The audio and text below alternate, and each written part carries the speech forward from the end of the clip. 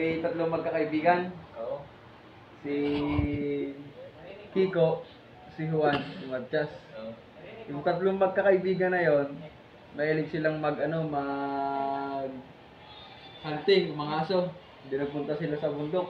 Nag-hunting sila. Pagdating nila sa bundok, naghahanap na sila ng babarilin nila. Ngayon, si Juan, nakakita ng maya. Oo. Ay di ini-spot-spot. Nakita ni Kiko. Sabi ni Kiko, wag yan, Juan, kasi maliit lang yan. Oo. Sabi, hindi, pagpapraktisan ko lang to.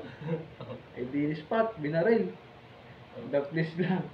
Sabi ni Juan, putang ina to, please. Ay di dari-diretso sila. Ngayon naman, si Kiko, nakita ng kwago. Oo.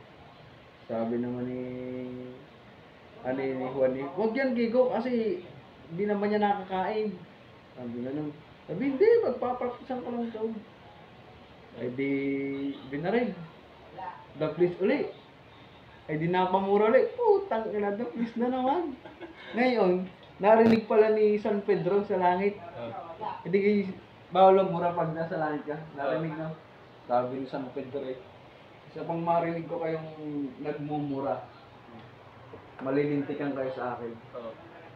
E di ngayon, si Matias, nakakita ng agila. Sabi ng dalawa, wag yan, Matias, kasi paubos na lahi niyan. Sabi, hindi, ngayon lang daw. Binaray. The please din. Sabi naman putang ina, the please na naman. Ngayon, si San Pedro, nagalit. Binagsakan ng malaking bato. Ngayon, si Matias nakailag. Sabi ni San Pedro, putang ina, the please din.